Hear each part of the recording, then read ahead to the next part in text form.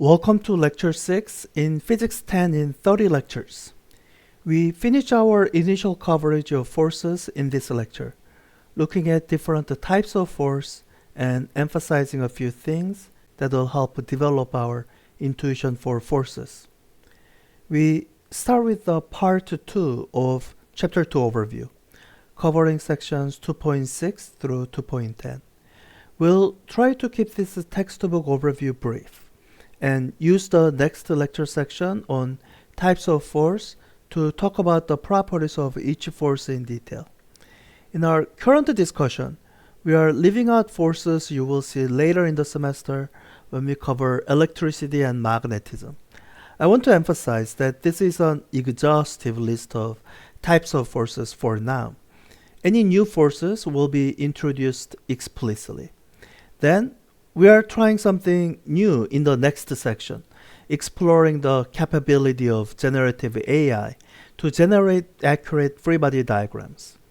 And in simulation demonstrations of normal force and spring force section, you will see these two types of forces illustrated through use of algodo simulation and the PHYS simulation on masses and springs. The last two sections are set aside for illustrations of homework problem solving for this week. The problems you will see in the first section, even though they involve numbers, are mostly testing you on the force concepts. And the second section illustrates working through a calculation involving scientific notation necessary with very small or very large numbers. This is a long lecture set. For the next lecture, next week, as we prepare for the timed assessment, we will take a little breather and look at some optional astronomical phenomena that relate to Newton's law of universal gravitation. Oh, and one reminder, especially for older videos in this set, chapter and section numbers have been shifted since they were recorded. What you see videos mentioned as chapter 3 is our chapter 2. And section 5, for example, is our section 6. So the older videos might talk about chapter 3, section 6, covering spring force. And current version of the textbook, we cover spring force in chapter 2, section 7.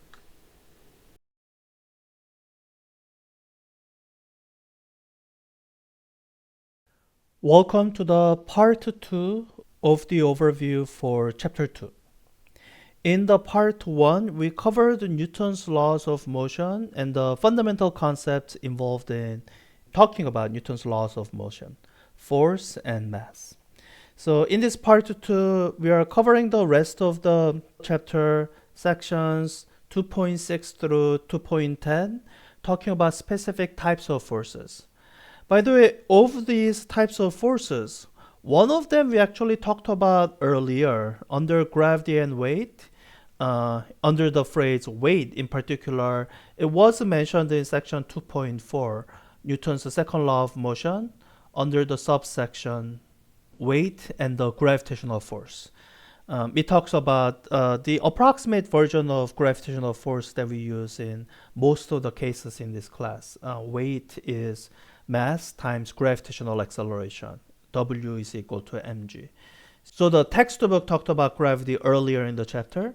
Now, what you're going to see in the upcoming sections of the textbook is the universal law of gravitation, as covered in section 2.9. This covers gravity in all cases. It's the first example of the inverse square law that you will see. And I'll make a separate lecture video set talking specifically about astronomical phenomena that universal law of gravitation is needed to talk about. So the sections that we are properly covering in this overview, sections 2.6 through 2.10, starts with the contact forces, the normal force and tension. And I will make a separate lecture video that you will see in the upcoming sections to talk about these in more detail.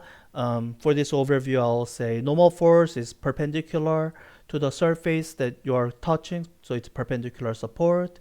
And tension is the pulling force exerted through a flexible medium like a rope, string, sometimes a chain. And I will talk about it in more detail in upcoming lecture section. And spring force is covered in section 2.7, spring force, Hooke's law. And Hooke's law says that the spring force is proportional to the displacement. And I'll also go into more detail in a separate lecture video. And the last of the contact forces, I don't know why this mind map set aside as its own thing, is the friction force. That is the other contact force at a surface of contact. The first force was normal force, that's perpendicular to the surface of contact. Friction is the force that's perpendicular or orthogonal to the normal force, so it's parallel or tangent to the surface of contact. And we talk about two different types of friction force, static friction force and kinetic friction force. I like to say static friction force is so good at doing its job of preventing sliding between surfaces that when static friction force is acting, there's no sliding between two surfaces of contact. Kinetic friction tries to do the same thing. It opposes the sliding between contacting surfaces, but it's not quite big enough, so the surfaces still slide. That's why it's kinetic. Again, I will talk about this in more detail in a separate lecture video. And we introduce a coefficient of friction. I don't think we are going to use it as much. This is conceptual physics class. It's a unitless number that basically tells you how rough a surface is. A coefficient of 1, for example, would be a fairly rough surface. That's where for every 1 Newton of normal force, you get 1 Newton of kinetic friction force, or up to 1 Newton of static friction force, depending on how much force is needed to keep things from sliding. So that's the last of the contact forces, friction. And in section 2.9, Newton's universal law of gravitation, we talk about gravity. Gravity is kind of split into two parts. The textbook talked about it already in section 2.4, and in section 2.9, you will see universal law of gravitation. And again, I will probably do a separate lecture set just to talk about orbital motion and other contexts where universal law of gravitation is really necessary. And finally, section 2.10, centripetal force, matching to section 1.9, centripetal acceleration. It covers forces acting in circular motion. And what I want to highlight and just to give you a caution is that centripetal force is not a separate type of force. Centripetal force is simply what we call, this mind map doesn't have it.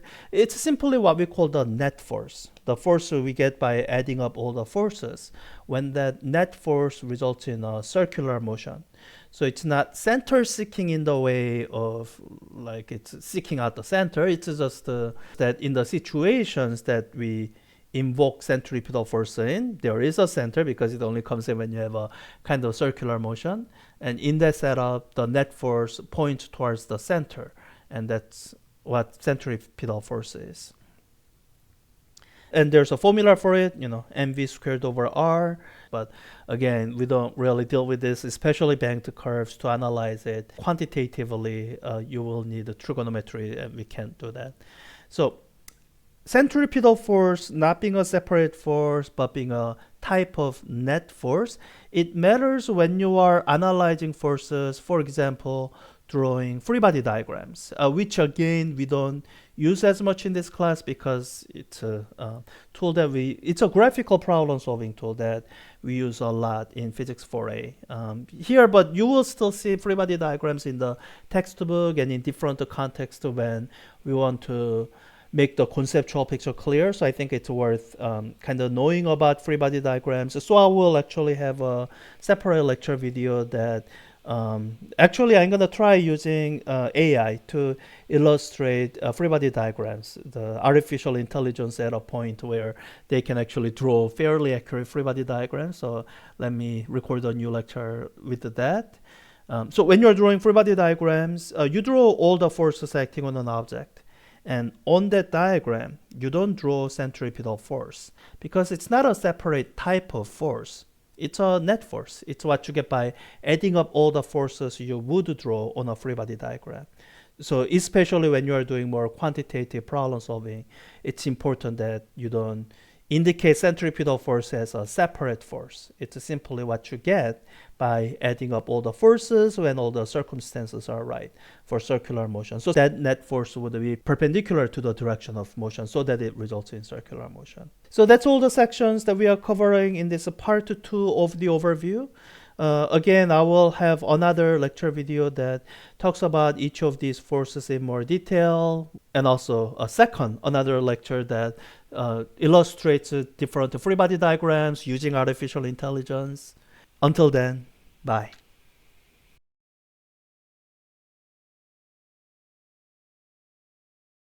In this lecture, we will talk about different types of forces. I have given versions of this lecture many times, and it's the kind of lecture with the sort of information that's much more important in general physics, where having an exhaustive list of forces, types of force, becomes a guide in identifying forces correctly in a free body diagram as a part of a problem-solving process. Now, this is conceptual physics. In fact, I was thinking about reusing the lecture that I recorded for Physics 4A, and watching through it again, it had too many calculus-based engineering physics specific material. That's why I decided to record the version for this class specifically using this infographic generated through Notebook LM. And even though we won't be using this in quantitative problem solving as much, I think it's still good to have an exhaustive list of all the different types of forces, even in this conceptual physics class. It helps you think clearly about forces. As you are thinking about different physical situations, sometimes we have this intuition to wanting to label a quote-unquote force of acceleration. And you saw in a separate lecture what the sensation of force you feel in an accelerating vehicle is. And in this lecture, I will list all the forces, exhaustive, complete list of forces you will see this week.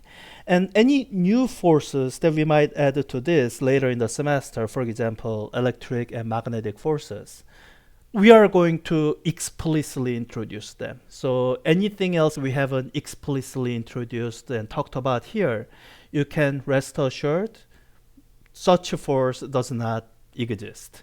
Any force you might identify on a free body diagram or talk about as part of analyzing a particular setup, you need to be able to fit them into one of these types of forces that you will see here. So let me zoom into this infographic. As I have said before, this is sort of how I generate it so that I can talk about each section a little bit at a time. A visual guide to common forces in physics. And I want to say it's common and it's an exhaustive list of forces for now. And any new forces that we'll deal with, we are going to introduce it explicitly in a month or two. So all the forces that we are looking at, we can divide them into two categories. In fact, it's divided that way kind of in this diagram. So let me block off one part here and the second part here. The forces being boxed on the left is what one would call contact force. And the one force, two perspectives, that we boxed on the right is what one would call non-contact force. I think the meaning is clear enough, contact versus non-contact. During COVID, there were all these non-contact deliveries and whatnot. So with the contact force, as the force acts, is being exerted, is being experienced by, you can identify points of contact where something is touching something else. With the normal force, there's a surface of contact. With the spring force, there are points where spring is being attached to. With the tension force, there are places where the ropes are attached. With the friction, like with the normal force, there's some sort of surface of contact. So if you are identifying a contact force, one thing must be touching something else. If you don't see something touching, then no contact force. And so far, gravity is the only non-contact force, meaning gravity is the only force where as you see the force acting, as you can see in things accelerating and whatnot, nothing is touching the object. An apple is falling in mid-air with nothing touching the apple, accelerating downward because of the non-contact force of gravity. And you might be wondering, that seems obvious enough. What's the point of highlighting all these? Well, it's the same purpose as the reason for having an exhaustive list of forces. It helps you avoid identifying any quote-unquote forces that are not really there. And the point of emphasis here would be that gravity is the only non-contact force.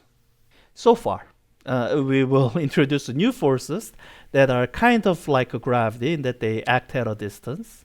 But until we introduce those, gravity is the only non-contact force. So whenever you are identifying a force on an object, either you should be able to say, that's gravity, there should be only one arrow for that. Or if it's not gravity, then you must be able to identify points of contact to categorize it as one of the contact forces. So we'll talk a little bit more about gravity in a bit, but let me first say something about each of these contact forces and maybe something unique about them. Their properties, the kind of things you might have to watch out. Again, for our class, we don't really have to use it for quantitative problem solving, but I think it's still good to know some of the properties of these forces. So first is a normal force. It's the support force that a surface exerts on an object acting perpendicular to the surface. I think that's misspelled. Acting perpendicular to the surface. And let me actually talk about the tension force alongside the normal force. So the tension force is a pulling force transmitted along a flexible medium like a rope, string, or a cable, or a set of chains, or a lot of different possibilities there. And I want you to talk about normal force and tension force together because they are what's called a constraint force. It's a kind of force that enforces a constraint. This is what I mean. Suppose someone asks you for a formula for these forces. The quick and simple answer is there's no formula, at least not one that applies generally. Very often, you will see normal force being equal to the weight of the object on a surface. So you might see N equals mg often. And similarly with the tension, if there's an object hanging from it, then this tension force will often end up being its weight, mg, mass times gravitational acceleration. But the thing to be mindful of is that these are not the formulas for the force. Instead, the way both the normal force and tension force are determined is through a constraint. They enforce a particular constraint in your description of the system. So for the normal force, the constraint enforces this. I guess I would say the object doesn't dig into surface. Let me make a little room here. Object doesn't dig into surface. The object can leave the surface. The normal force doesn't prevent that. But if this block is trying to dig into the surface, that is prevented by the normal force. I hope that makes sense. If you are setting a book on a table, for example, the book doesn't dig into or pass through the table because the table is exerting a normal force on the book. And the tension force similarly enforces a constraint. And the constraint enforced is, I guess I would say, maintain the distance between objects attached by the flexible medium. Or at least that's the idealization we are working with. In practice, a rope might stretch a little bit. To the extent that it stretches, and if you want to describe the stretching, you'd actually use some description of a spring force-like force. So in the idealization that we are using for tension force, it maintains a fixed, almost rigid distance, but it's a flexible medium. So the rope can bend, it can go around the corners. The main thing that cannot change is the length of the rope. The rope doesn't stretch. And any other result that you might get out of these forces, such as N being equal to mg, or tension also being equal to mg or some other value, it's the result of enforcing these constraints. But sometimes, you change the situation enough. Maybe the table and the book are accelerating together. They are in an elevator.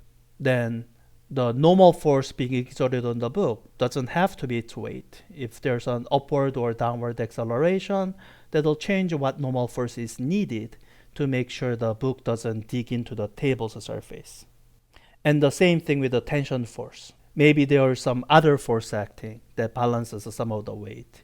Maybe it's going in a circle that involves a centripetal acceleration.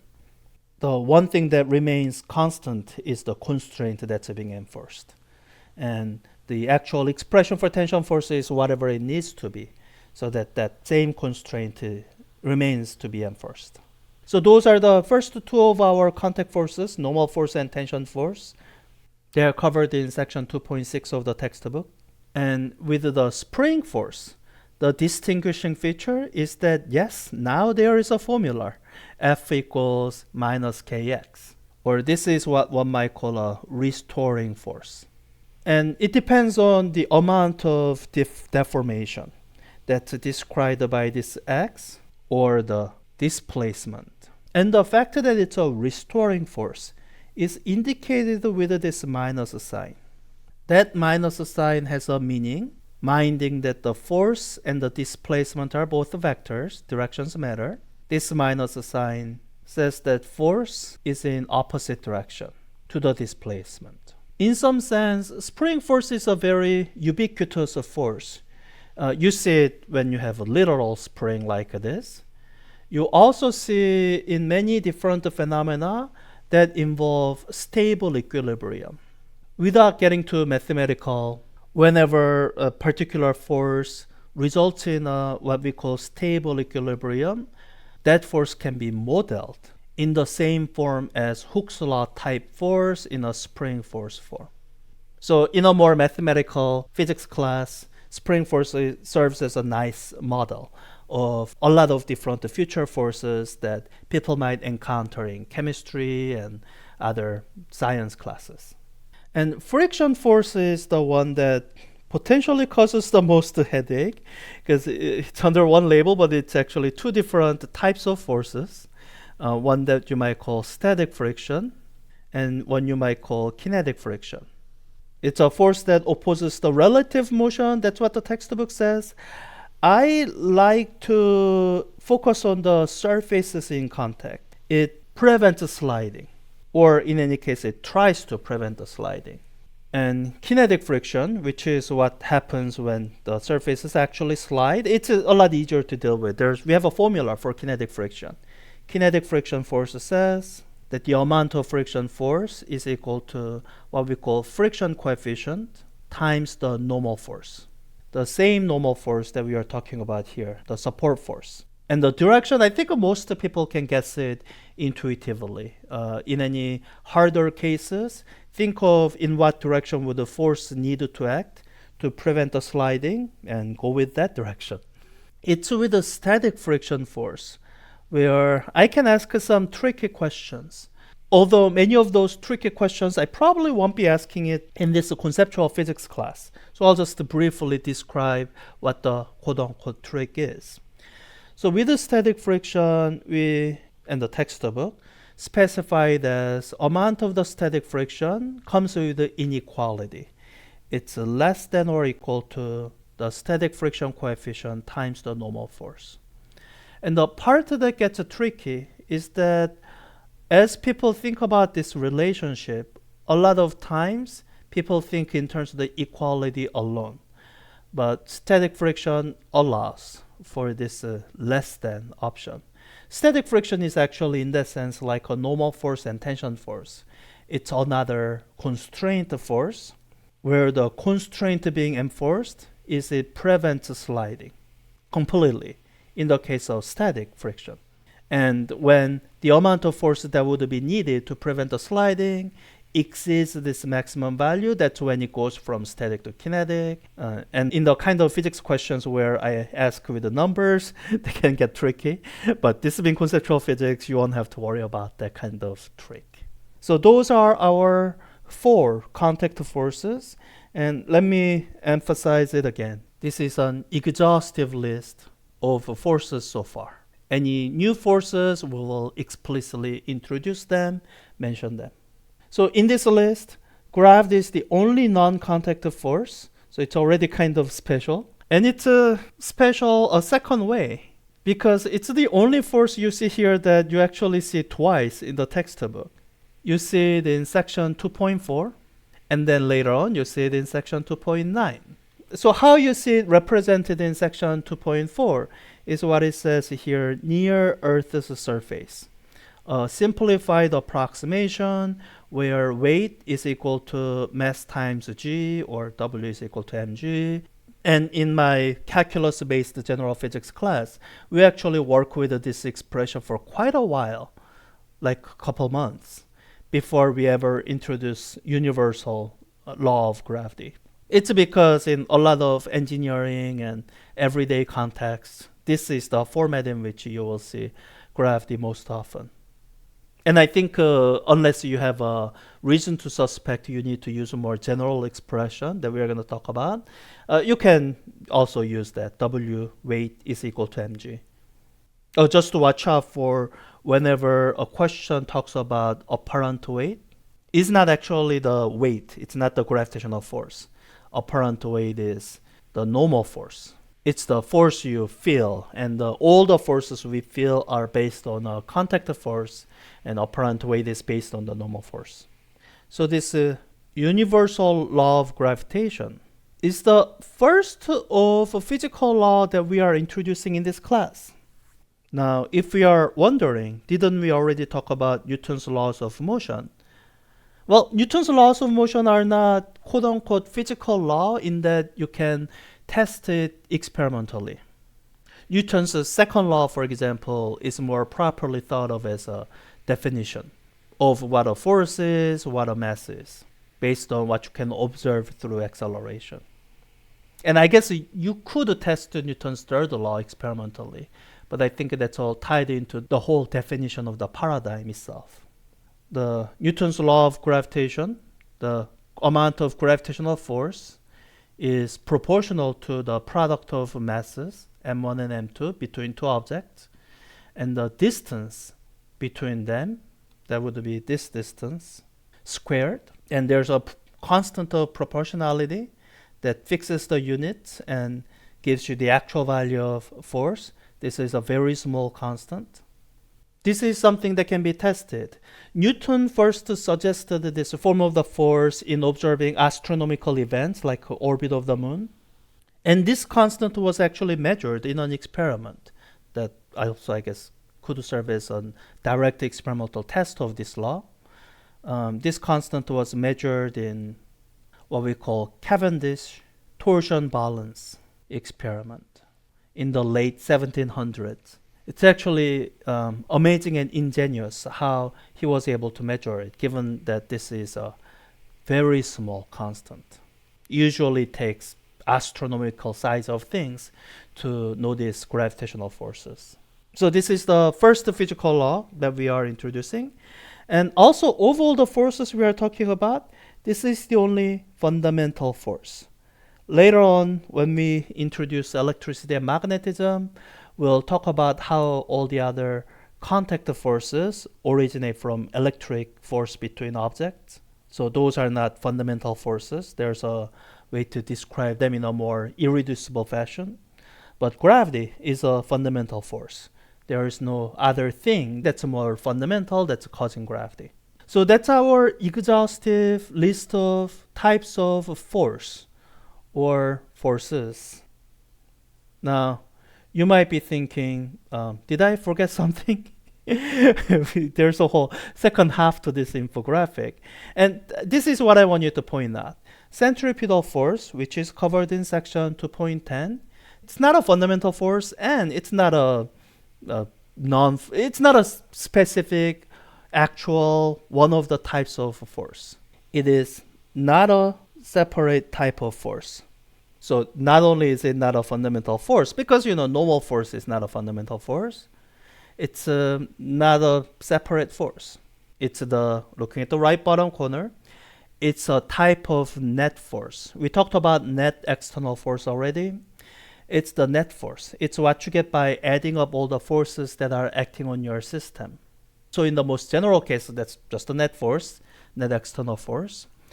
And when that net force results in a circular path, we call that force centripetal force.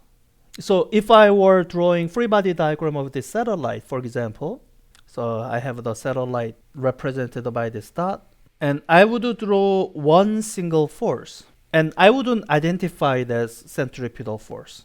This would be force of gravity.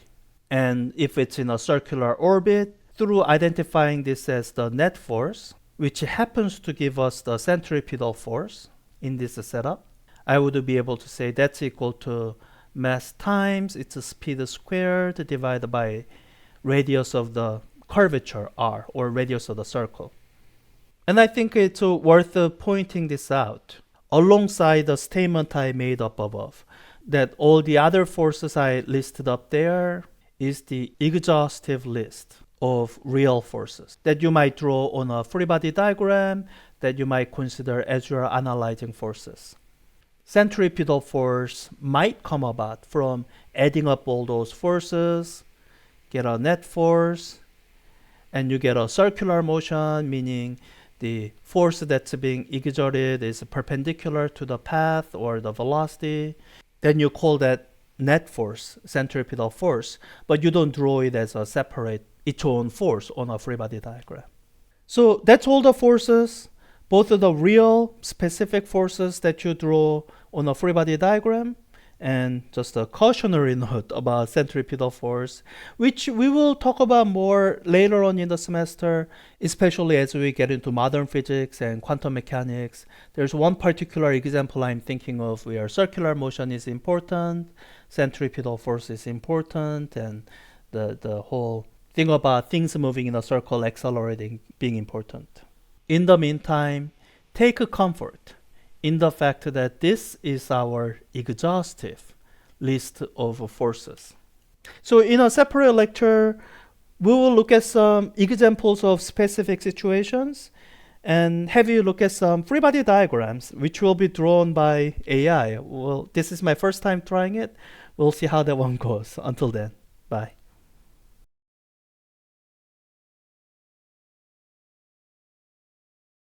In this lecture, we will cover free body diagrams. Now, to be honest, we don't use free body diagrams in this class quite as much because it's a graphical problem-solving tool. It's the first step to the quantitative problem-solving of the kind we do in Physics 4A, the calculus-based general physics class. And we don't do that. We don't analyze classic problems like a mass on an inclined plane. So we don't have as much need for using free body diagrams. But you still see them in the textbook and in my lectures. Basically, whenever a physicist feels like they need to illustrate forces, free body diagrams are what we use. It's also known as a force diagram because that's what it illustrates.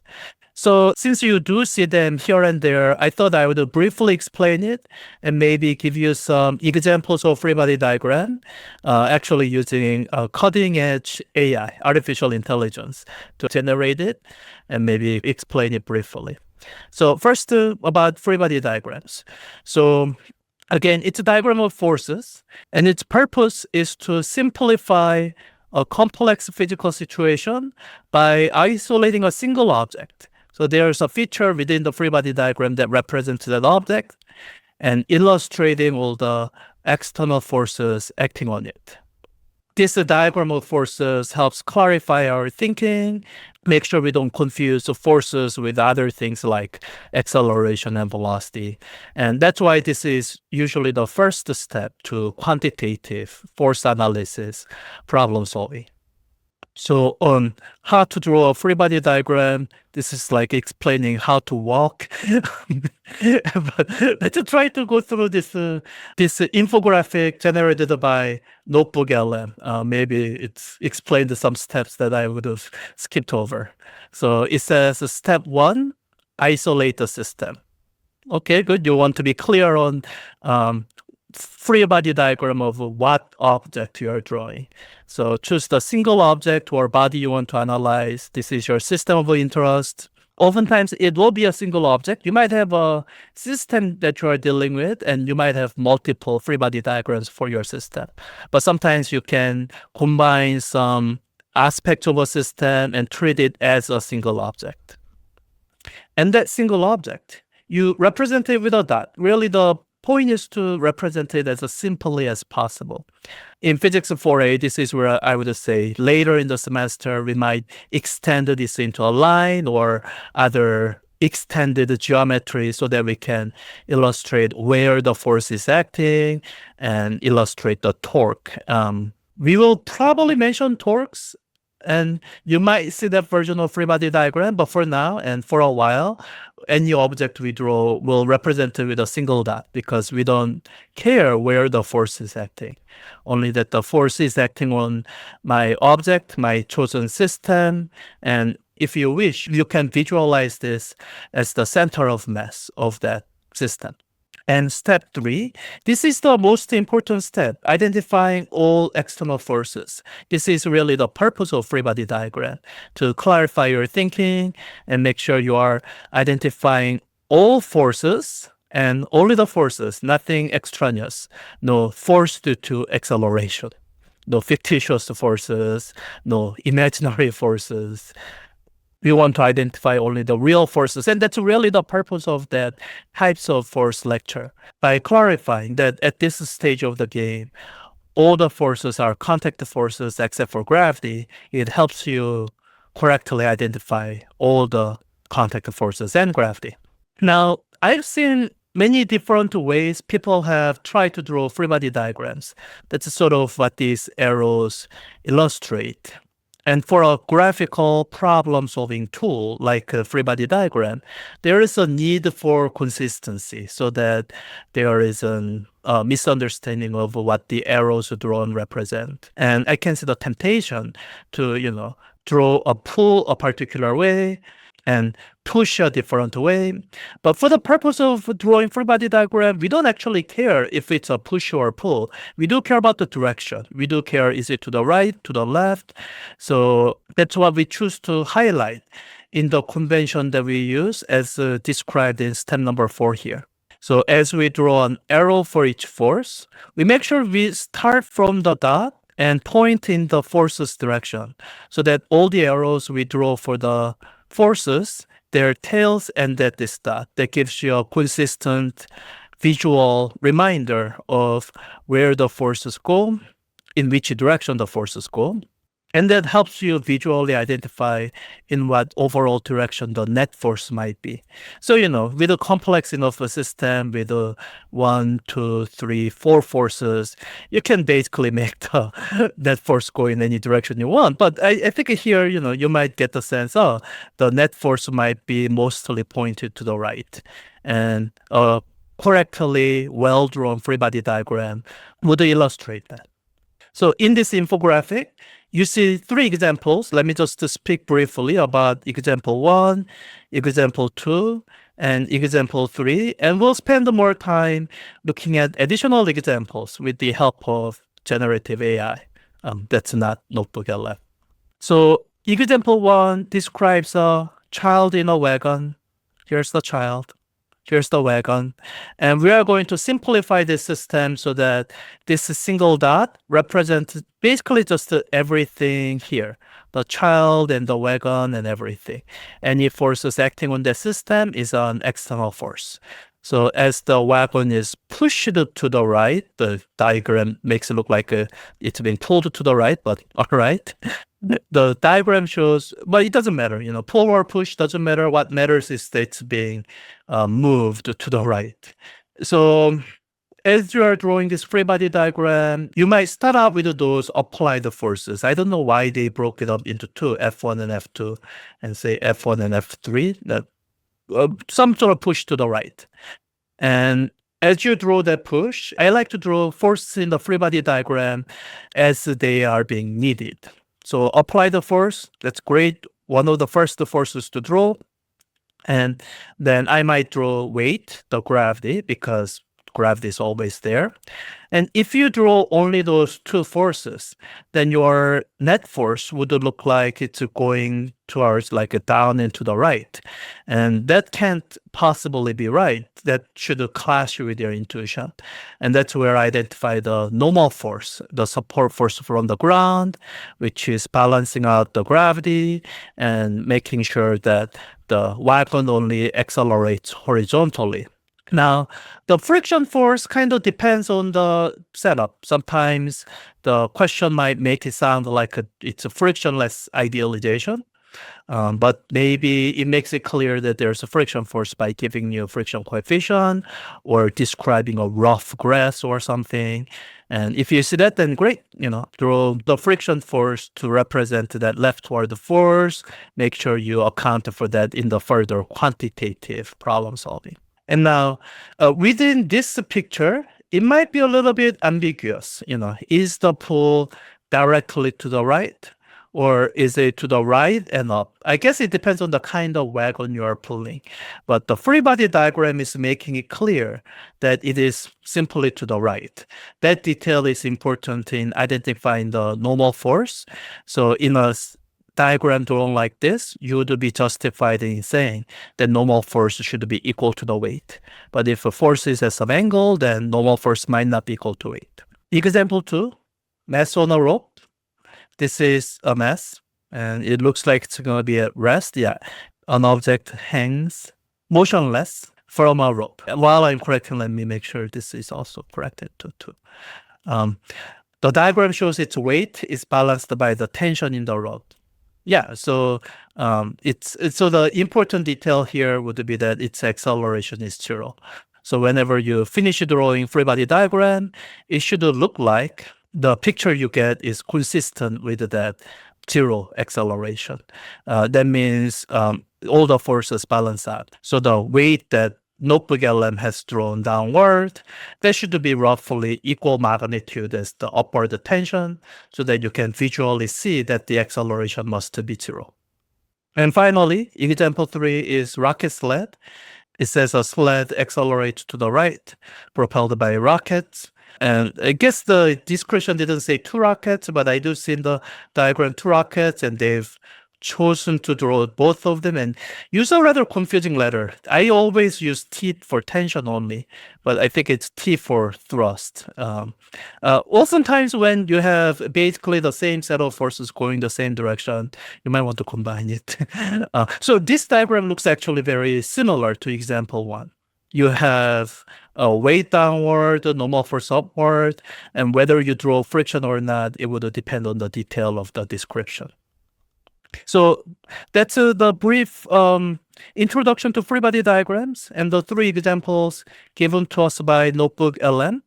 And I think we have a little bit more time. So what I thought I would do in the remaining time is illustrate a few additional examples of drawing free body diagrams using situations from your textbook. Now, your textbook being a conceptual physics textbook, it doesn't actually have a lot of examples that naturally lead to drawing of free body diagrams. But this is what I've done. I've picked a few of the conceptual questions that are nonetheless can still be explained through use of free body diagrams. You see the question numbers here. The first question I picked is question 10. And for each of this setup, let me ask ChatGPT. I was actually testing this out earlier. And now I was hoping to use ChatGPT, but it's having some issues generating the diagram the way I want. It was working fine earlier. Since it looks like Gemini is more consistently successful in drawing correct free body diagram, let me use Gemini for this demo. That was my actual original plan when I was thinking about doing this video. So let me use Gemini Nano Banana Pro. So that's create images, thinking mode. So I'm gonna ask each of these questions one at a time and ask Gemini to generate the free body diagram. But let me start out with this prompt. And before I do that, just a quick editing note. I suspect this portion of the video will go longer than will fit into the video set that I'm putting together. So I anticipate I'll have to edit out quite a bit. So at the end of this section, I'm going to slowly scroll through what Gemini has generated, and any corrections, I'll paste it into this OneNote, and I'll also note any corrections here. And slowly scrolling through that, it shouldn't take more than a couple minutes. So any portion that I've edited out, if you're interested in seeing it, just watch out for the slow scroll at the end of this section. So let me first put in this prompt that I was using with the ChatGPT before, but I think it'll still work. I have a list of questions whose setup/answer can be illustrated with free body diagrams. Can you help me by drawing and showing me those free body diagrams? And it'll acknowledge, and then I'll copy in this first question. And for most of these interactions, I'll be editing out this long thinking portion of AI response. So if it looks like it's immediately going to the generated answer, that's because I edited it out, which is kind of a shame because there are some witty stuff that I wish I could preserve into the final edited video, but I'm going to have to cut it out. Oh, I forget if it was doing this, generating its own examples when I was doing this earlier, but let me just say, I have my own examples. Here's the first question that I would like free body diagram illustrated for. And this is question 10. And again, I'm skipping the rest of this thinking process in the interest of time. Yeah, that looks good. That's the correct free body diagram. Really, the point is to lean on the simplicity of the free body diagram and not make it complicated. In a like free fall or projectile motion, there's only one force, gravity. That's the way it's supposed to be. That's great. Now, this question, when I was testing it earlier, it drew the correct issue diagram, but it didn't fully correctly explain the whole thing about feeling yourself thrown to either side. Because the way the question is written, the point is if the car is going at the ideal speed for the bank, then you wouldn't feel thrown either way, because there would only be normal force on you. So, okay, that looks good based on the phrase. Do you feel yourself thrown to either side? I think I was misreading this question. So the situation is for when you are going at the ideal speed, then yeah, only normal force would be on you, so you wouldn't feel thrown to either side. That would be the case if there's like a friction force. No need for a sideways friction force. Yeah, right. So I'll ask, thank you. The explanation makes sense. Would you please illustrate this with a free body diagram? Okay, let's see. Normal force looks good. Gravity looks good. The net force is in the wrong direction.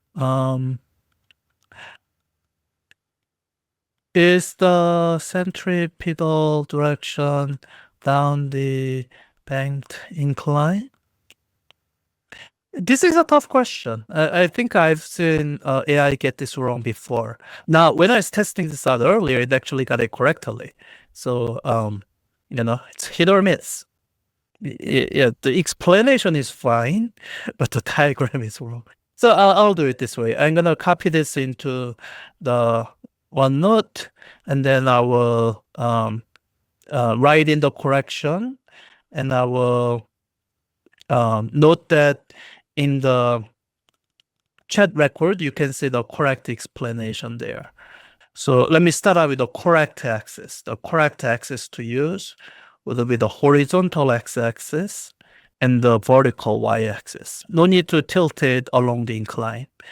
And the net force is, this is just wrong.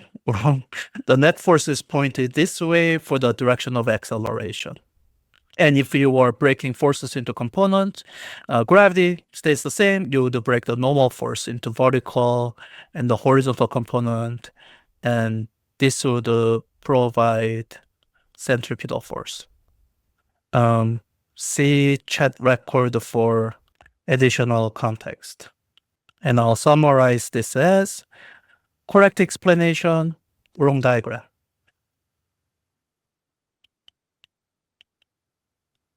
So yeah, that's all the examples I've set aside, and I'm looking at the recording time. The overall recording of this portion of the video took like 40 minutes. I'm gonna be editing it down heavily, down to maybe 5-10 minute highlights. So you will be hearing this portion of me saying that I'm gonna be editing it down heavily. I think for those who are interested in the details for each question, I'm gonna just slowly scroll through the record that I've been keeping on OneNote here with some of the corrections. So, I don't really need to say anything anymore. And I'll also scroll down on the chat on the right, and I'm gonna synchronize them in the edits. So for those of you watching the video, you can simply, watch it through. And I might do a bit of a voiceover. I will see what I need to do in the edit. So this is for question 10. It says, a rock is thrown straight up. What is the net external force acting on the rock when it is at the top of its trajectory? So this is for question 15. It says, when you take off in a jet aircraft, there is a sensation of being pushed back into the seat. Explain why you move backward in the seat. Is there really a force backward on you? The same reasoning explains whiplash injuries, in which the head is apparently thrown backward. This is for question 17. Describe a situation in which one system exerts a force on another and, as a consequence, experiences a force that is equal in magnitude and opposite in direction. Which of Newton's laws of motion apply? This is for question 19, which says, an American football lineman reasons that it is senseless to try to outpush the opposing player, since no matter how hard he pushes, he will experience an equal and opposite force from the other player. Use Newton's laws and draw a free body diagram of an appropriate system to explain how he can still outpush the opposition if he is strong enough. This is for question 21. Find at least one example of each case from everyday experiences. Find an example that is not in the textbook. A situation where normal force on a person is equal to the person's weight. B, a situation where normal force on a person is greater than the person's weight. And C, a situation where normal force on a person is less than the person's weight. Also, can you find an example that is not in the textbook, which covers each of all three cases depending on changing circumstances? This is for question 34, which says, define centripetal force. Can any type of force, for example, tension, gravitational force, friction, and so on, be a centripetal force? Can any combination of forces be a centripetal force? This is for question 37. A number of amusement parks have rides that make vertical loops like the one shown in figure below. For safety, the cars are attached to the rails in such a way that they cannot fall off. If the car goes over the top at just the right speed, gravity alone will supply the centripetal force. What other force acts, and what is its direction if the car goes over the top at faster than this speed? B. The car goes over the top at slower than this speed. This is for question 40. Do you feel yourself thrown to either side when you negotiate a curve that is ideally banked for your car's speed? What is the direction of the force exerted on you by the car seat? This is for question 41, the last one. Suppose a mass is moving in a circular path on a frictionless table as shown in figure. In the Earth's frame of reference, there is no centrifugal force pulling the mass away from the center of rotation. Yet there is a very real force stretching the string attaching the mass to the nail. Using concepts related to the centripetal force and Newton's third law, explain what force stretches the string, identifying its physical origin. Okay, so that's everything. If any of those scrolled past too quickly, you can go back in the video, pause it so that you can read it. Thank you.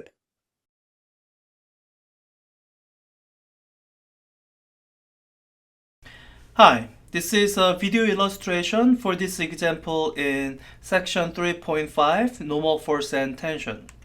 So at the end of the chapter is this example of a guy on a scale in an elevator. It asks, what does the bathroom scale read in an elevator? And it describes the elevator accelerating. So what the scale reads, which is the normal force, is supposed to be a little bit different from the weight, which is what you're used to finding. So this is a complete example as far as the descriptions go, but it's quite a bit mathematical. And if you don't have a good intuition for a situation like this, or you have good intuition, it's just not formulated in terms of how we state Newton's second law. If that describes you, then you are the student for whom this video is being made.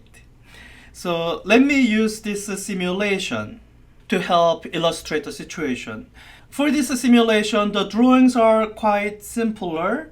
Instead of a person, I have a ball, and instead of an elevator, I have this box with a ball-shaped cavity. This is for the limitations of what I can easily illustrate.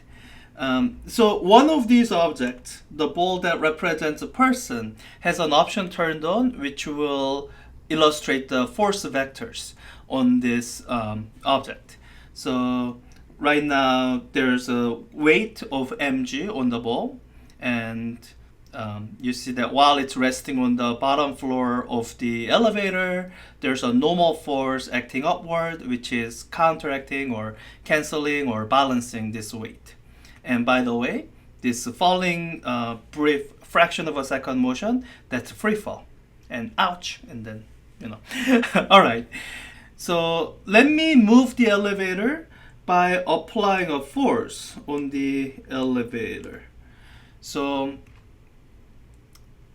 as the elevator remains motionless, you will see that for the ball or the person in the elevator, it's the same as if it's just resting on the ground. The normal force is in equal magnitude to the weight, and it's pushing it up, counteracting weight.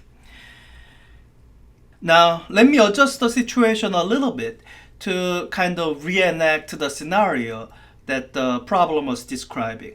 Let me zoom out a little bit so that I have a little bit of running room. And let me measure the force that I was applying before. So I was applying a force of about, I want to say 170 Newton or so. All right, so I want to describe as closely as I can the situation where the elevator is not really accelerating. It's moving at a constant velocity. So one way to do that is to apply a thrust that's just barely enough to keep the elevator in suspense, or 170 newtons. Let me give it a little running start up here, and you will see that it kind of floats a little bit, not quite. I guess 170 newton wasn't quite enough. All right, so 170 newton was just about enough to suspend this whole thing in air. So let me increase that drastically. I think I can actually see it here. Okay, so I'm going to apply 250 newtons. That means there's going to be about 70 newtons of extra force to push everything upward. All right. And let me slow down the simulation speed so that I have more time to talk. And as I run the simulation, watch. So as the elevator accelerates upward, see how the normal force is greater compared to the weight. So the magnitude of weight is from the center here to down here. And the magnitude of the normal force, it's from down here, the point where normal force is acting, to up here. So this normal force is now greater than weight. And that's because just as this elevator is accelerating upward, so does the ball need to accelerate upward, which means there has to be a net force on the ball. And it's the difference between the normal force and the weight that's giving you that net force. All right, that's exciting. Let me change the situation a little bit. So in this case, the thrust was greater than the overall weight, so that the whole thing accelerated upward. 170 Newton was just about enough force to let it hang. Let me just to make sure that the velocity of this whole thing is 0.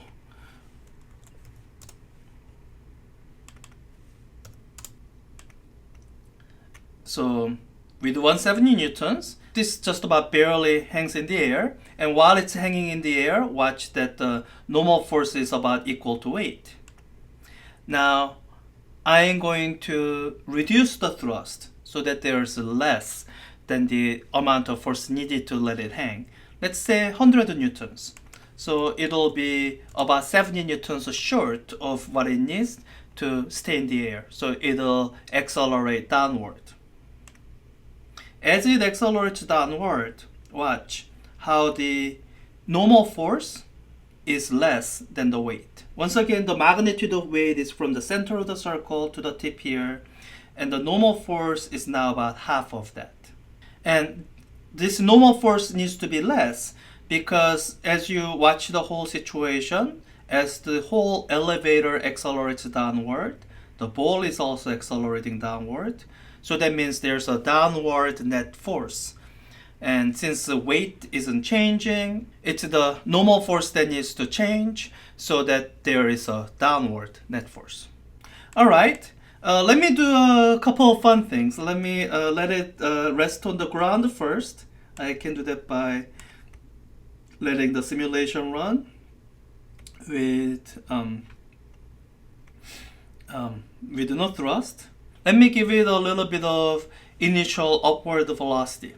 I can do that by giving it a little bit of thrust. I guess 250 seems to work well. Let the simulation run for a bit. I think I'm gonna try doing it at regular speed. So let the simulation run.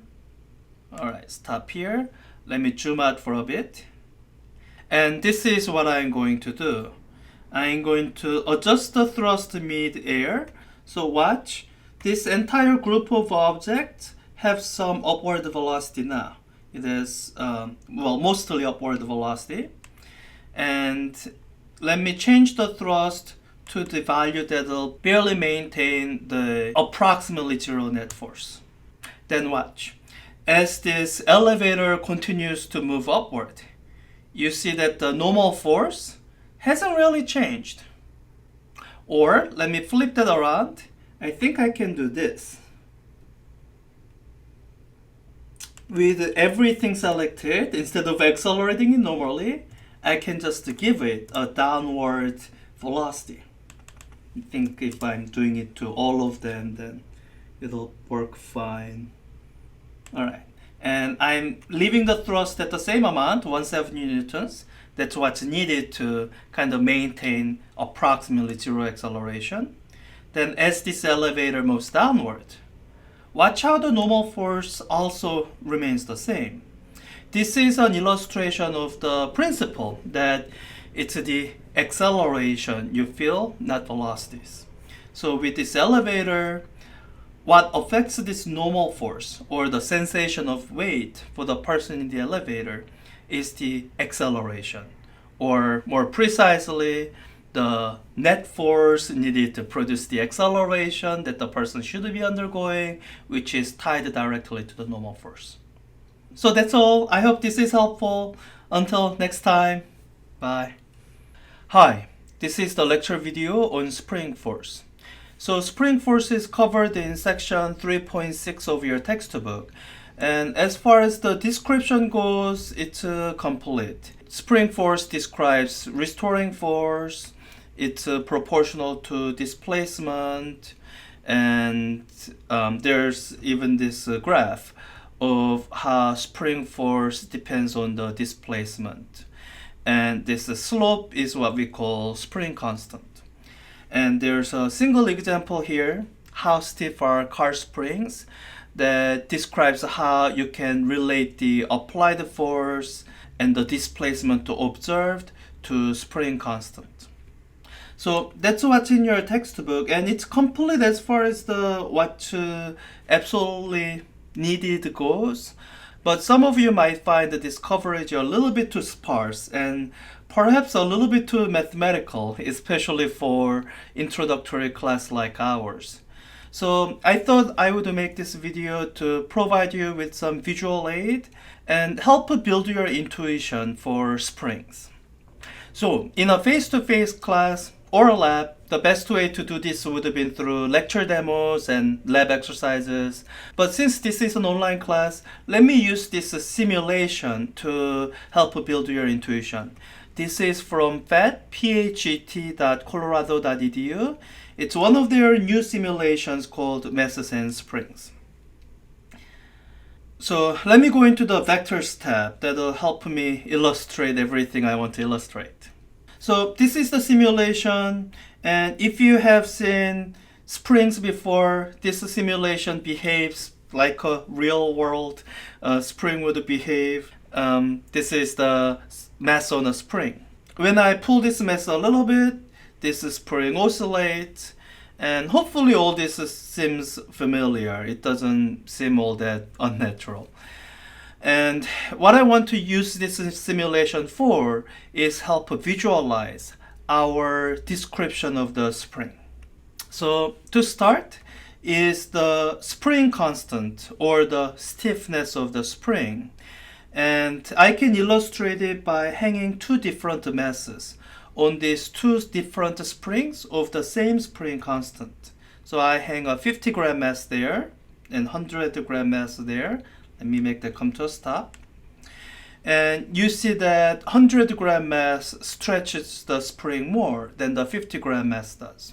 And in fact, if we are a little bit more quantitative about it, you can observe something interesting. I'm going to put a line here so that I know how far I am displacing the spring. Here's the how far the spring stretches with the 50-gram mass, about 8 centimeters or so. And here's how far the spring stretches with a 100-gram mass, about 16 centimeters or so, or about double of how far the 50-gram mass stretches the spring. As you hang different amounts of mass, you realize that how far the spring stretches, about 40 centimeters, is proportional to the amount of mass or amount of weight, so the amount of force you are exerting on the spring. This is the origin of the spring constant. To balance the 5 times the amount of weight, gravitational force, you need 5 times the amount of spring force, and to get the 5 times the amount of spring force, you have to stretch it 5 times. We can visualize this a little bit better if we enable the forces vectors, gravity and spring force. So in both of these cases, the two springs are at equilibrium. What that means is the net force on them is 0. And that's because the gravitational force pulling down the mass is exactly balanced out by the spring force pulling up on the mass. And for the larger mass, in order to provide this larger spring force, the spring had to stretch more. So that's comparing two identical springs. Now, I can flip this around and hang two equal masses on both sides. So I hung 100-gram masses on both sides.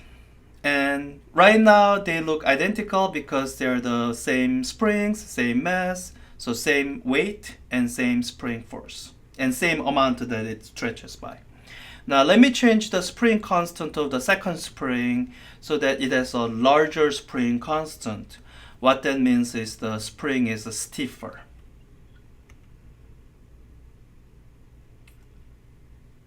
And with the stiffer spring, watch how the spring stretches less. But at the same time, note how both masses at equilibrium, the forces are the same. So the spring force that's on this 100-gram mass is the same amount of spring force as on this 100-gram mass at equilibrium. It's just that with a larger spring constant, it takes less displacement to achieve the same amount of force. So we can calculate the spring constant in each of these cases. So for both of these cases, the gravitational force is given by the amount of force on this 100-gram mass, or mass times g. I'm going to use the approximate value of g, about 10 meter per second squared. Then that's equal to about 1 Newton, 0.1 kilogram times 10. So there's 1 Newton of gravitational force on these two masses, which means the spring force is at the same amount because the masses are at equilibrium, so spring force has to be equal to the gravitational force so that the net force will be 0. Then what we need to do is measure the displacement. For this original spring here, the displacement is about, let's say, 16 centimeters. For this stiffer spring here, let's say that the displacement is about 10 centimeters. Then Hooke's law says that the spring force, or the magnitude of spring force, is a spring constant times the displacement. Or, working it out for the spring constant is the magnitude of the force divided by the displacement. In the case of the original spring, the spring constant should be 1 Newton divided by 16 centimeters. And let me work out the numbers on a calculator. It's 0.0625, and the unit is Newton per centimeter. When you are given spring constant, watch the units carefully. Sometimes you might be given in terms of Newton per centimeter, which is sometimes more convenient. But in the basic SI units, it would be Newton per meter. So you should watch out for the unit of length. Make sure the unit of length you are using for measuring displacement matches the unit of length that you are given elsewhere.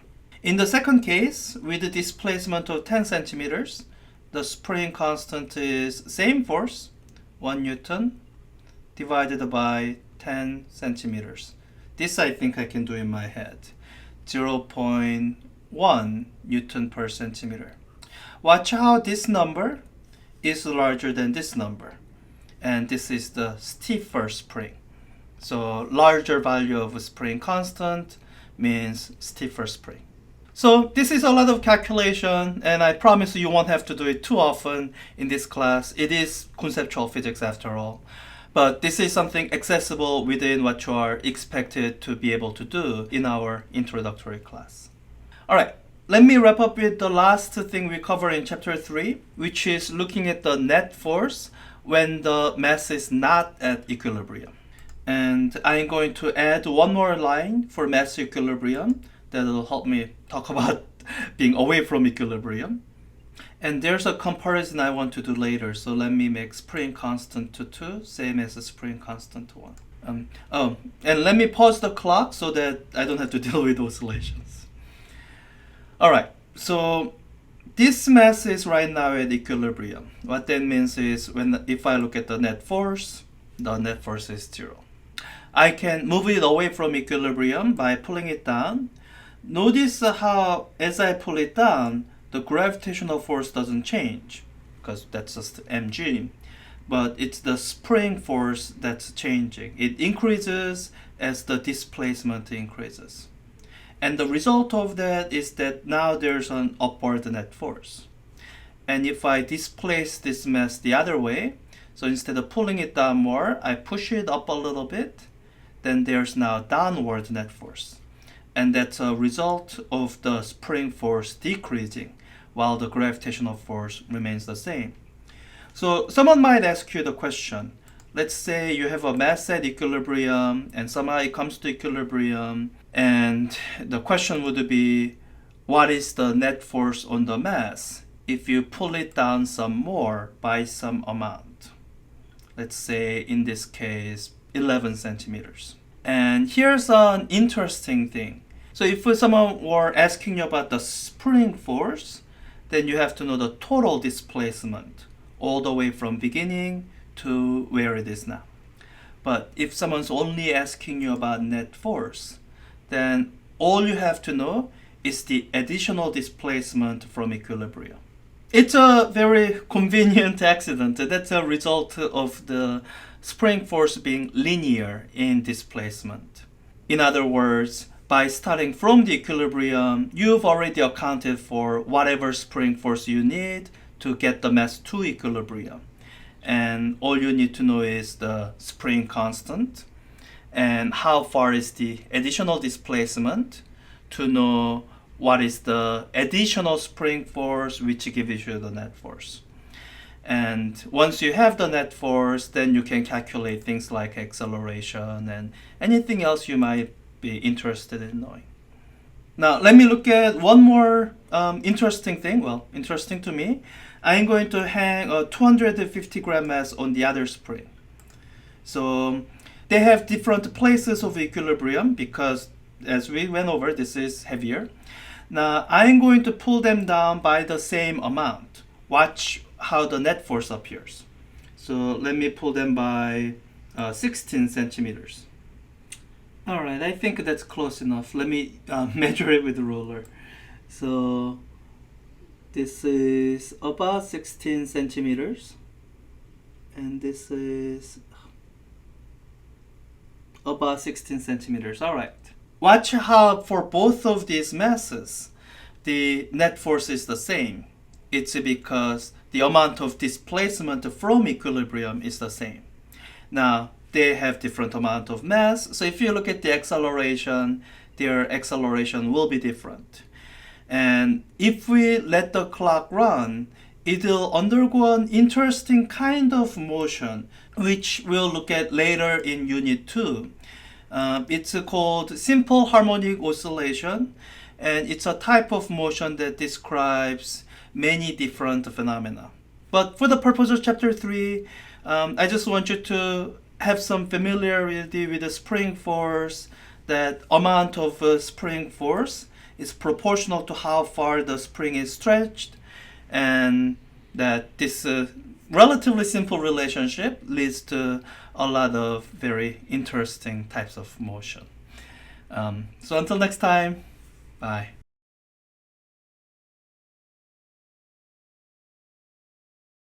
Okay, so let's look at questions 13 and 14. I think we have enough time to do that. There are quite a bit, well, they are both conceptual and mathematical. And I think the biggest mistake I see people making is you think it's more mathematical than it is conceptual. And the trick is, even though it involves numbers, it's actually meant to be quite a bit conceptual. So you will see that the math you have to do, it's not, once you know conceptually what you're doing, then the math you have to do won't be too complicated. So let's get started. We have a mass of thing hanging from a spring of some spring constant, and hopefully you read about this in the textbook. And we have gravitational acceleration. All right, good. Oh, we are given the force diagram. So, okay, there's some work we don't have to do. It says when the mass hangs from the spring and comes to rest at equilibrium. And there's something you should understand, remember from your reading about what equilibrium means. What equilibrium means is that your net force is equal to zero. You know what net force is equal to zero means through Newton's second law that acceleration is zero too. But the main thing that matters is the net force, the sum of all the forces, and these two are all the forces. They add up to zero at equilibrium. So it asks for the amount of the spring force. I don't think I have any idea what that is. So let me skip that for now.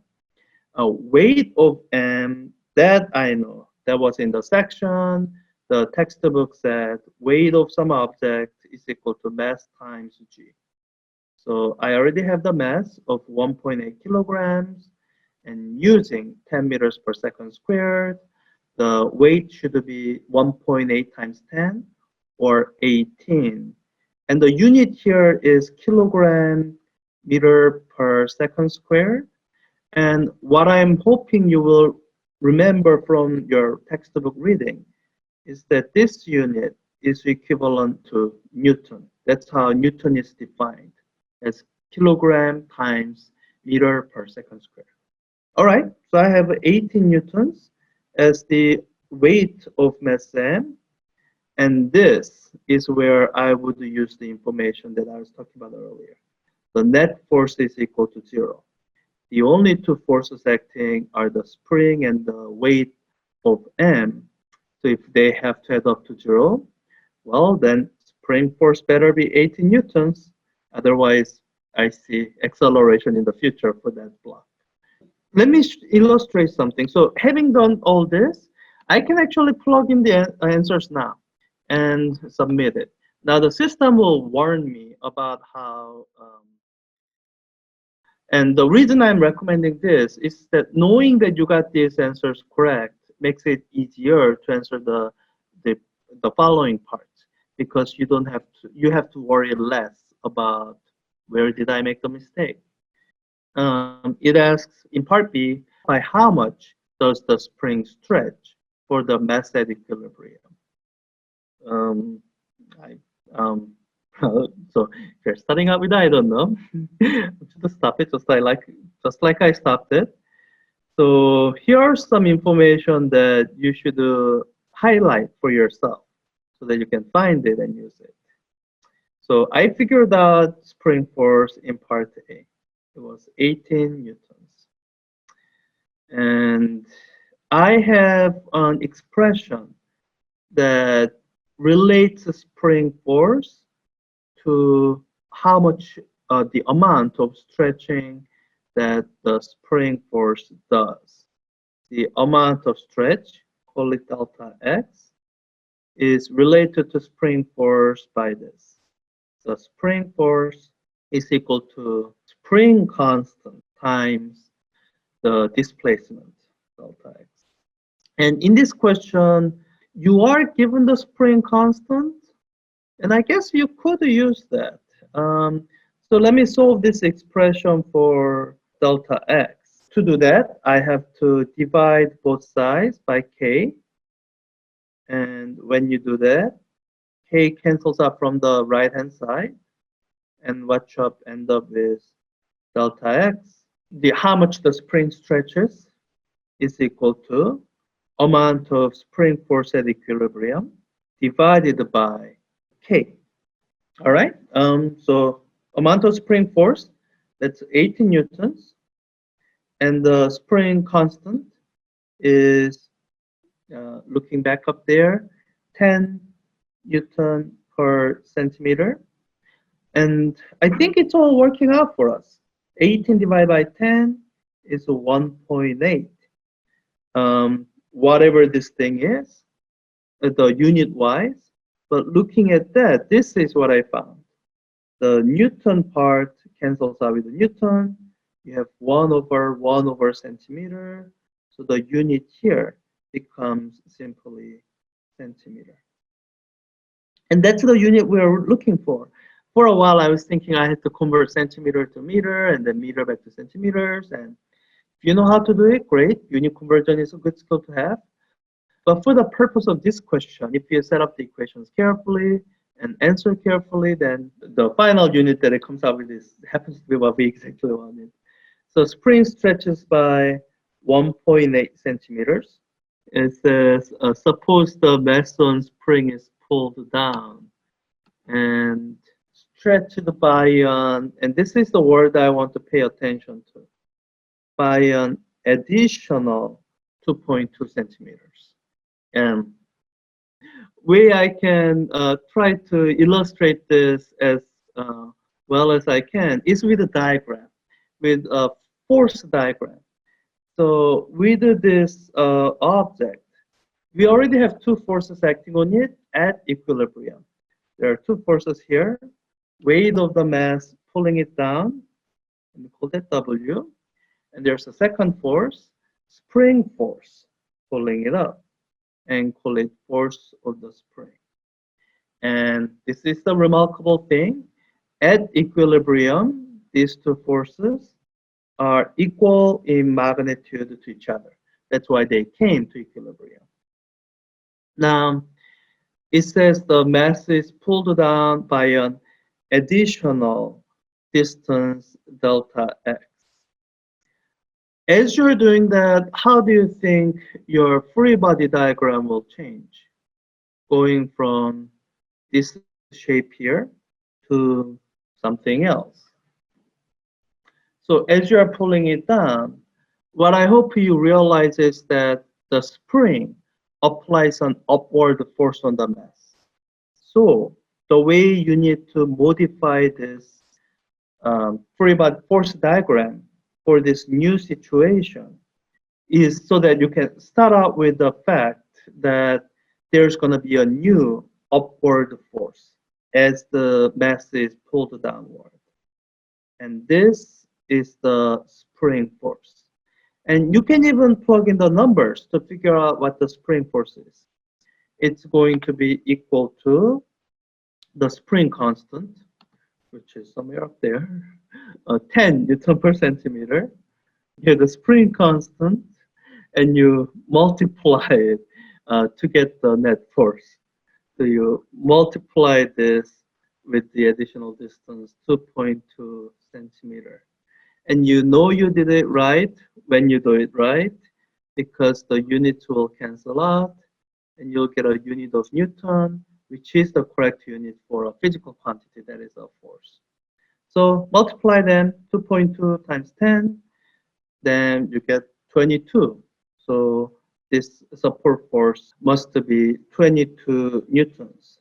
Now, you do have to be careful because it's asking for the acceleration of the mass, not the spring force. But here are some things that does simplify the calculation you have to make because of the way it's set up, because of the way these two forces add up to 0. This new force you are adding, that's the only force that's going to contribute non-zero amount to the net force. So this is net force.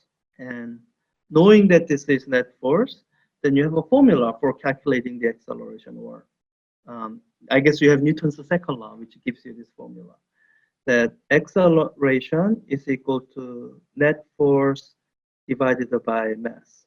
So I have net force, 22 newtons. I divide it by m, there. M is 1.8 kilograms. So let's see what happens. I don't think I can do that calculation in my head. Net force, 22 newtons divided by the mass, 1.8 kilograms. So the acceleration of the mass, the moment it's let go, where you have this amount of force from the spring, then the acceleration of the mass should be 12.2 meters per second squared. So yeah, let's plug in the numbers and see if I made any mistakes. Submit, Good. Nothing embarrassing here. I think if you got the answer from this discussion here, great. But if you feel like there's still some gap that this discussion didn't cover, then this video help should help you. If it's not helping you, let me know. Maybe I need to do it somewhat differently. All right, so that's question 13. Let's look at question 14.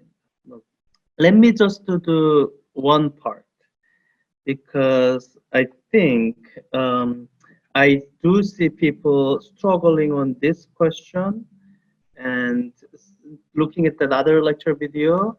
Sometimes people don't connect everything together. So you are given some acceleration, and it asks for what is the magnitude of the normal force. So the thing to look at is the force diagram up here. So it looks like we are just looking at the passenger, or you can choose to look at just the passenger. Passenger has two forces. They are predictable. They are nice. This downward force is gravity. This upward force is the support force, or what I grew up saying, normal force. But support force is basically the surface pushing the passenger up. Then what you should figure out is the situation here describes a situation where kind of a net force is equal to zero.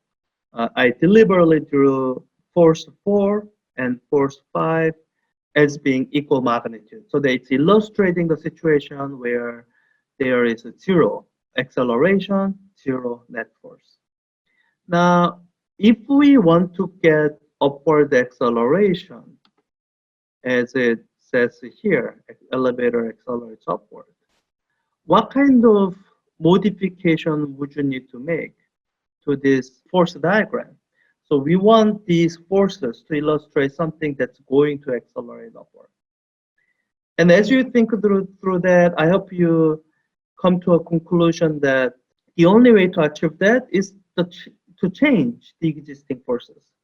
Gravity is not something you can change unless you take the thing to another planet altogether, but we're not doing that. So what can change is the support force. So if we want upward acceleration, what that means is we need upward net force. So I have two forces, one downward, one upward. And if you want upward net force, then you better increase the upward net force by some amount so that when you add up this upward net force with gravity, then they add up being slightly upward, which will give me the basis for calculating this magnitude of normal force. So, right, I think I can say this. The net force, which is going to be sum of the two forces minding the directions. Normal force is upward. Let me call that positive. I'm just going to use the letter N for normal force.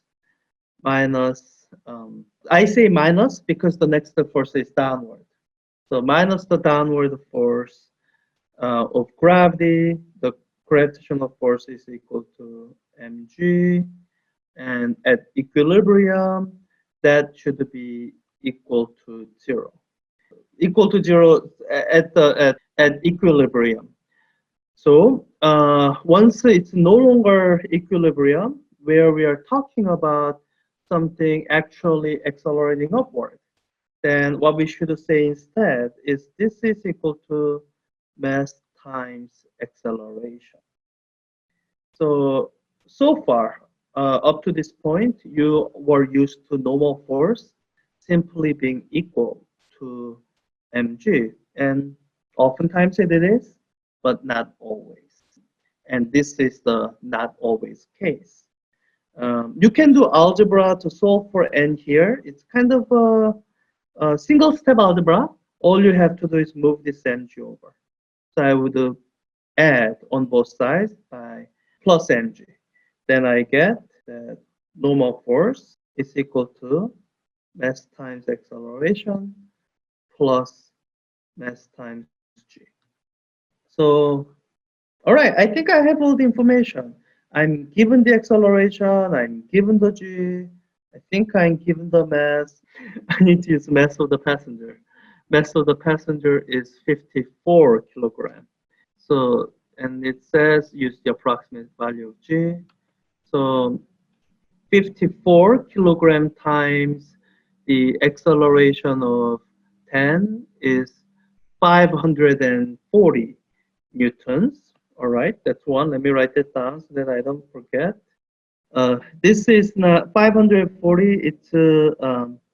It's not the mass times acceleration. That is the mass times g. That's the value I was using. For mass times acceleration, then we have to look at the given value of acceleration here. The given value of acceleration here is 1.5 meters per second squared. So this term here is going to be mass, 54 kilograms, times 1.5. I don't think I can do that quite in my head. So let me do this here. 54 kilograms times 1.5, 81 newtons. So that should be additional force here. So the magnitude of the normal force as the elevator accelerates upward, basically pushing the guy upward more than it normally does when they are perfectly at rest with zero acceleration, should be sum of these two numbers to give you 621 newtons. So let's plug that number in and hope that the answer is correct. Submit to see if that's correct, and that particular question is correct. Good. Now we can move on. And it's one of the later questions, and it does try to walk you through the hint, but I guess what I find is that when people struggle with the physics, especially at for a class like this, conceptual physics, the main reason isn't so much that you are having difficulties with the mathematical material, the amount of algebra that you have to do, amount of math that you have to contend with. It's actually not that much. It's doable. But what I think people are struggling with and kind of causing difficulty for themselves is that you have a question that's mainly conceptual and you're trying to approach it from purely formulaic mathematical point of view, and you end up trying a bunch of formulas that don't apply to the situation, and that's very frustrating. And basically the key part of physics that I want you to get, and you are rewarded in this class for getting, are the core concepts. So this problem, it's actually written in a way to kind of throw people off course if you are just used to looking at formulas from the textbook and using. And so I think it's worth illustrating that here. It says, consider the following scenario in application of Newton's law. And it is meant to be a hint that it's Newton's laws that you should be looking at. A box of mass 46 kilogram. If I end up using symbols, I'll use a symbol M for that. Sits on a wooden floor. Tommy comes along and tries to push the box horizontally. As Tommy tries to push the box with a force of 23 newtons, the box won't budge. What is the net force on the box? And as you're reading this, if it feels like the question hasn't given you enough information, this is what I mean by getting the core concepts. So since the question did try to give you a hint that this is about application of Newton's law, let me write down one of Newton's law. It's really the only one of Newton's laws where you directly see mathematical quantitative material. It's Newton's second law, which says that the acceleration of an object is given by the net force divided by mass of the object. And it's really easy to underestimate Newton's second law. And this problem is meant to illustrate problem-solving reasoning steps that involve Newton's second law. So as you read through this question, I really want you to imagine the scenario. You have some wooden floor in green, and you have a box sitting on it, and you have someone who's trying to push it horizontally. And the question tells you that the box won't budge. All right, what kind of implication does that have? I want you to consider this scenario and think about that. Specifically, what kind of implication does it have for the acceleration?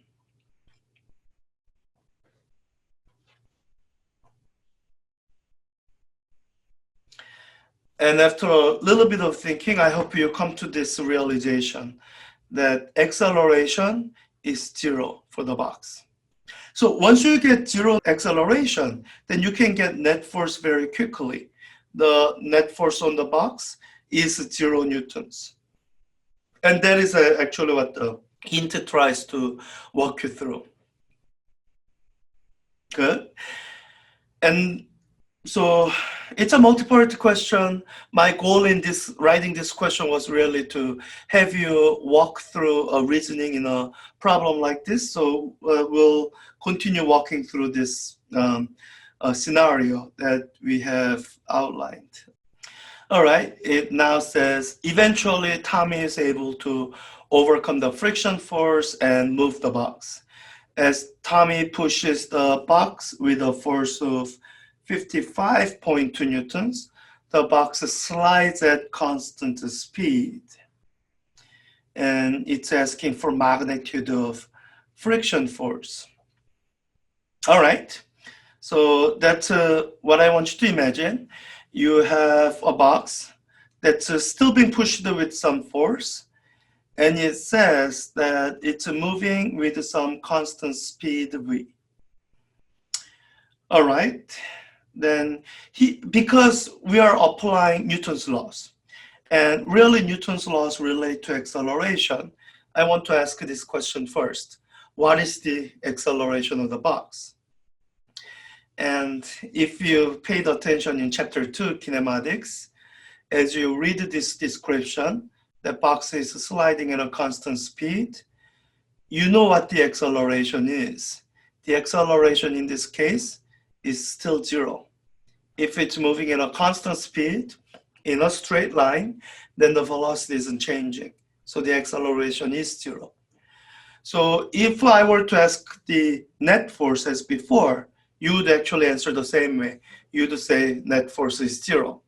But pay attention, I'm asking for magnitude of friction force. So you need to go through additional reasoning steps to figure out the friction force. And this is where the force diagram is useful. In this class, we don't put so much emphasis on force diagram, or what we call free body diagram. You do see some examples of that in your textbook, so let me just quickly go through that. If I'm drawing free body diagram or force diagram of the box, this is what I would draw. I would draw the force that the Tommy is applying. Now, if I just end here, I have a little bit of a problem because it seems as though there should be acceleration that way. But I know from the reasoning I just went through that acceleration is 0, which means the net force should be 0. So there should be another force opposing the force that the Tommy is applying, and that's the friction force. And in order for the acceleration to be 0, I know that the net force must be 0, which means the magnitude of the friction force and the force that the Tommy is applying, they must be equal to each other so that they balance each other out and the box doesn't accelerate one way or the other. It gets pushed, well, it slides at a constant speed, but it's not accelerating. So the magnitude of the friction force, it must be equal to the force that Tommy is applying. So this must be 55.2 newtons. All right. Let's keep on going. It says when Tommy stops pushing, the box starts to slow down, assuming nothing else changed from B above. At what rate does the box slow down? Well, in B, I figured out the friction force. So it seems like that's the thing to use. So it says when Tommy stops pushing, the box starts to slow down. So when Tommy stops pushing, this free body diagram that we have drawn, it gets modified a little bit. And the modification is, well, Tommy isn't pushing anymore, so there's no force due to Tommy anymore. So the net force on the box is the friction force from the floor. So, all right, so I know the net force. That means I can use the mass to get the acceleration. Oh, I think I had the mass from above, 46 kilograms. So let me use a calculator. I don't want to do that in my head. So 46. Oh, wait, net force, 55.2 newtons divided by 46 kilograms should give me 1.2 meters per second squared.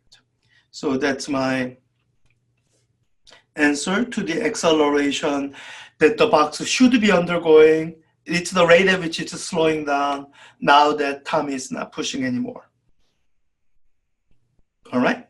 Finally, it says when the box slides onto blah, blah, blah. This is the part that I care about. Acceleration changes to 0.48 meter per second squared. What is the magnitude of kinetic friction force? So I kind of glanced at the free body diagram, the force diagram again, to kind of think through if anything should now change now that the box slid onto a different floor. And in the grand scheme of things, not much. I mean, the magnitude of friction force will change, but what still doesn't change is that the friction force is still the only force on the box. So the acceleration, which is connected directly to the net force, is just the friction force. So so let me do this here. So from this equation here, the net force is equal to mass times acceleration. So let me do the previous mass, 46 kilograms, times 0.48 meter per second squared. So 46 kilogram times 0.48 is equal to 22.08 or 22.1. I'm just going to round. I don't have to round, just rounding. 22.1 newtons. And this is the net force, but from the reasoning I went through earlier, you can see that that also should be the magnitude of kinetic friction force. So 22.1 newtons.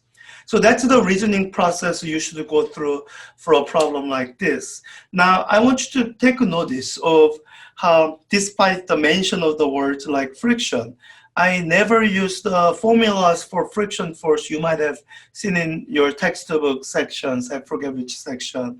There were formulas like a kinetic friction force being equal to coefficient of friction times normal force, and how the static friction force is less than equal to coefficient of friction times normal force. All these formulas, they are not bad formulas. And there may be situations where you should use this formula to calculate. But really, when you read through this question, you never really deal with the normal force, and you are never given the coefficient of friction. So those formulas were never going to be useful. What you instead had to do was kind of think your way through Newton's law, application of Newton's second law. And so that's something you see in chapter 3 a lot, where you see a question that looks kind of quantitative, formula-based at first sight, but what really mattered were the core concepts. And once you get the concept, then the math part isn't that hard. And I can't necessarily promise that I'll find the opportunity for something like that throughout the entire semester. Sometimes it just gets mathematical, where you just plug numbers into formulas. But really, my goal in this class is to reward when people understand the concepts of physics, rather than memorizing a bunch of formulas to plug numbers into.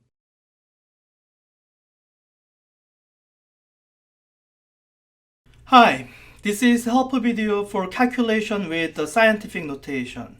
This is the homework problem where you need to know how to do this. So here you are doing Newton's universal law of gravitation calculation, or really calculation with a very small number. Here you can look up the formula you need to use from the book, Newton's law of universal gravitation, and you are given the gravitational constant g. The masses are given in the question. Let me write it out for clarity. And the distance is also given in the question. So in theory, it's a simple calculation, or so I thought. If you're finding that you are struggling with this calculation, you work out the number, plug it in, and you're not getting the right answer, I want you to know that a lot of your classmates also struggle. For many people taking Introduction to Physics, you haven't worked with the scientific notation in a long time. So that's why I'm making this video. Let me take some preliminary things out of the way. These units all work out. Kilogram squared gets cancelled by the kilograms. The meter squared gets cancelled by meter squared. So you are left with the Newton, unit of force. Then the question is basically doing out this multiplication of these three numbers, divide by 1, which won't change anything. Now, I could show you this calculation on a calculator, but every calculator looks a little bit different. So I thought I would show you how to do a big chunk of this by hand. I will use calculator at some point. So let me write this out. The force is, I'm just gonna write down the numbers only. 6.674 times 10 to minus 11 times 2 times 2 and divide by 1. All of that in newtons. So the first step is to separate out the things that come before the power of 10 and just to multiply those. You can do that the way you are familiar with. I think I will pull out my calculator to do this on a calculator. So this is 6.674 times 2 times 2 is equal to 26.7. I don't want to carry so many significant figures. Alright, we're not quite done. We need to take care of the power of 10. So I have only one power of 10. And that's it. Numerically, this isn't wrong. It's correct. Now, it's not the number it's looking for, because the question looks for the answer in piconewtons. So first you have to know how much piconewtons is, how it compares to a newton. If you look up metric prefixes, you'll find that pico stands for 10 to minus 12. So piconewton is 10 to minus 12 newton. Or another way of putting it would be 1 newton is equal to 10 to the 12 piconewton. That's how many piconewtons you need to make up a newton. So given this force in newtons, to express it piconewtons, you multiply it by 1. And this 1 is very specifically constructed. It's a ratio of two quantities that are equal to each other. For example, 1 newton and 10 to the 12 piconewtons. And you arrange them in a way so that the unit you want to get rid of will cancel out. So here I need to put a newton on the bottom. So in the numerator, I get 10 to the 12 piconewtons. And for those of you working out units, newtons cancel and you're left with the piconewtons. Now here, to do the multiplication of 10 to minus 11, 10 to the 12, you do a little exponential algebra. I hope people remember this. When you have 10 to the power of a multiplying to 10 to the power of b That's equal to 10 to a plus b. This is like saying you multiply a number by 10, a number of times, and then you continue multiplying by 10 another b number of times. Well, I could say that then I'm multiplying 10 by a plus b times. The only wrinkle here is a and b don't have to be integers. Alright, so with this exponential algebra rule, I can simplify 10 to minus 11 times 10 to the 12 as 10 to 1, or 26.7 times 10 to 1, or 10 piconewtons. Or I can simplify it a little more, 267 piconewton. So that's how you arrive at the correct answer. In fact, whenever see prefixes like this, usually the intent is to make things easier for you so that you don't have to enter powers of 10 into your answer. Now, that's all you need for the homework, and if you can follow this, this is probably good enough. But I want you to take this opportunity to further describe how you'd handle it if you have more than one very small or large number. Let's say we are dealing with gravitational forces between 2 gram masses, no kilogram. Alright, that's gonna change some of my numbers here. Let me write this down. So 1 gram is a thousandth of a gram, or 10 to minus 3 kilogram.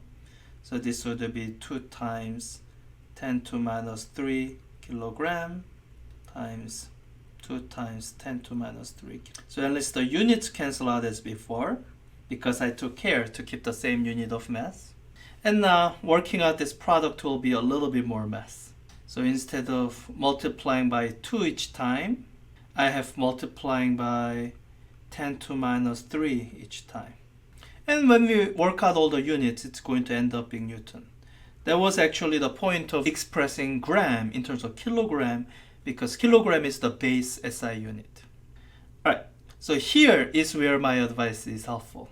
You multiply all the numbers that come before the powers of 10.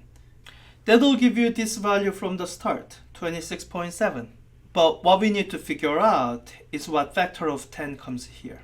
So multiplying together all the powers of 10, I have 10 to minus 11, minus 3, minus 3. So 10 to minus 17 newtons, which is going to cancel out with this newton here when we convert the units. Please make sure you know where this minus 17 came from. This is the exponential algebra rule. I have 10 to minus 11 plus minus 3, so minus 14, plus minus 3 is 10 to minus 17. Alright, then instead of this being 10 to the power of 1, it's actually going to be 10 to the power of minus 17 plus 12, so minus 5 piconewtons. So in this scenario, that's the answer.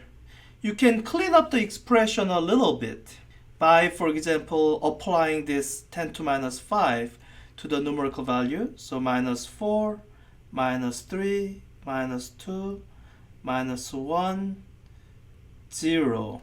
All these spaces I left behind are zeros where they're supposed to go. So 0.000267 piconewtons. Now, this is all good. But what if you can't do the calculation by hand? What if you just want to check your answer? There is a great resource for that. It's called Wolfram Alpha. The site is called wolframalpha.com. It's a free website. There are some pro features that you can access with an annual license, but the feature I will demonstrate today is the free feature. So to answer this homework question, I had 2 masses of 2 kilogram each separated by a meter. You can actually enter that into Wolfram Alpha. Let me demonstrate. So I have G, gravitational constant. Wolfram Alpha knows about physical constants and units. It saves you a lot of work. Times the masses.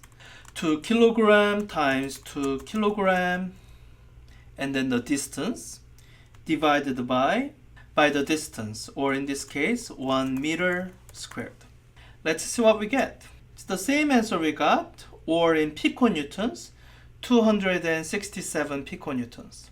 And in fact, you could specify the units that they will be coming in.